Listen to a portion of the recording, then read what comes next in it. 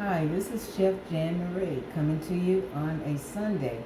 I wanted to share with you my tips for seasoning a good piece of beef. You don't always have to get the most expensive cuts.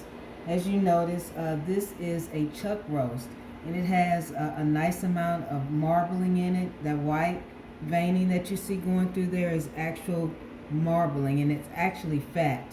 But what us foodies that work in the food industry we call it marbling. So you want to make sure that when you're at the grocery store and you're looking at a nice cut of beef to cook up, you want to make sure that you have a decent amount of marbling in there. Fat is flavor. Just remember that, guys. Fat is flavor. Alrighty, okay, let's get going. Like I showed you, this is a nice piece of beef. On the back end, it has a beautiful piece of marbling that runs pretty much across the whole entire piece of beef there.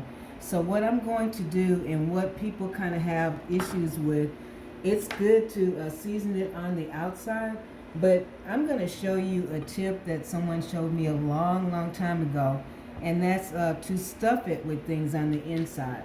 So I would actually like to stuff my beef with fresh garlic. So I've cut up some pieces of fresh garlic, and I'm actually going to poke some holes in this piece of meat to stuff the pieces of garlic in there. So that's just going to add the additional flavor that you want, okay? So watch carefully as I do this. I'm just going to take a small paring knife and just start cutting some slits in the meat, all throughout the meat, okay? And wherever I cut these slits is where I'm going to drop a piece of garlic, fresh garlic in there. So when this baby is cooking up, that garlic flavor is going to come through, and you're going to be able to taste it, and it is going to be absolutely delicious. This is, like I said, this is a relatively inexpensive cut of beef. It's a chuck roast, so it didn't cost a whole heck of a lot of money. Doesn't mean that you can't make it good. So don't always equate the fact that you may have to go to the grocery store and get an expensive cut of beef. You can get something that's relatively inexpensive, like this cut of beef, and you know how to season it and flavor it and what to put on it, and you're good to go. So I'm going to flip it over on the back side and do slits in the back as well, okay? So slits in the front and slits in the back to stick those pieces of garlic in, okay? So we'll flip it back over and we'll start to stick the garlic in. So I'm going to take a piece of garlic and just poke it down in that slit there. And if you can't get it all the way down there, just cut it. You want to push it down in there and make sure that you're getting it down in there pretty deep. You can actually take this and open up your slit. That way you can have enough leverage to go ahead and push the garlic piece down in there, okay? Take another piece, cut that in half. Take it and push it down in there into the meat.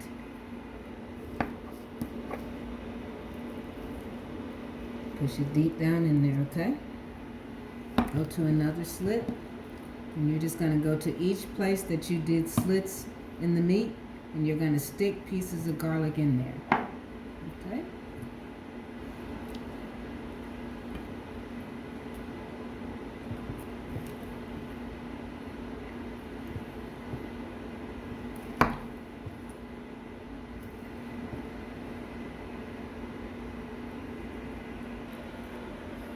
Okay, so now I'm going to flip it over on the back side and do the exact same thing that I did on the front side of the meat.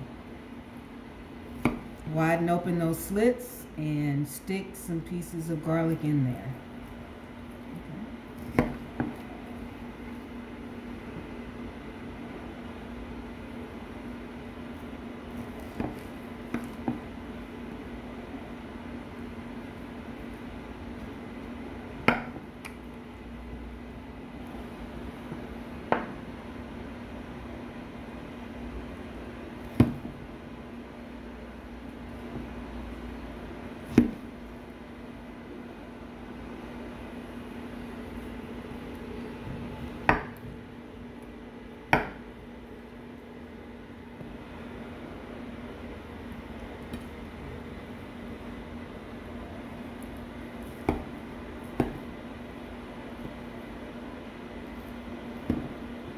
Okay, so then now that I have this on the back side, I'm going to go ahead and do the seasoning.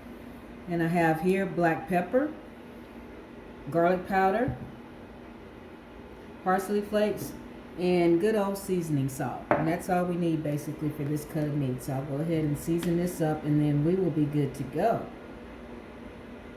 Make sure you put a decent amount of pepper on there, and you can probably go ahead and rub it in when you're shaking it on. Okay, shake and rub.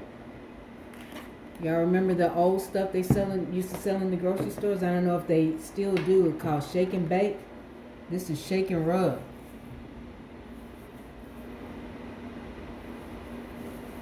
And make sure that you are putting a decent amount of seasoning on there, because this is going in a pot. So it may actually lose some of the flavorings that I'm putting on. So I want to make sure that I am seasoning it pretty well. And on goes the sea salt. Okay? Flip it over and do the exact same thing on the opposite side.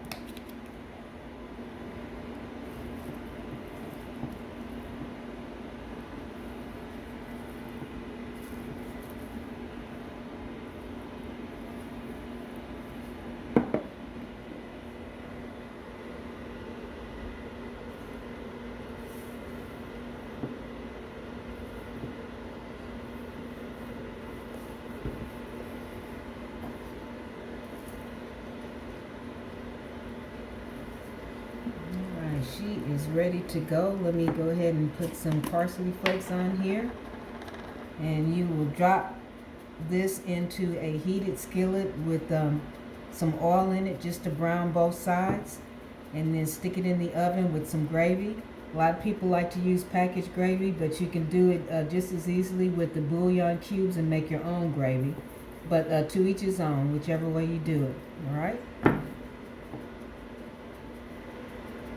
And that is it, guys. I mean, look at it.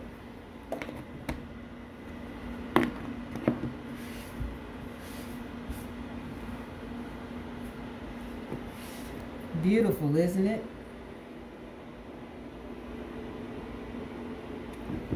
Okay, so shout out to my best friend's mother, my best friend Nursey Hearn. Her mother was the one, actually, I was sitting as a young girl at her house, and I saw her mother stuffing her roast. Except for she put peppers in hers, and I didn't want peppers in mine, but I did notice her putting the stuffing it with garlic as well. So that's where I actually got that tip from, and I've been doing it like that ever since I saw her do that. Ever since I started getting in the kitchen and being serious about cooking.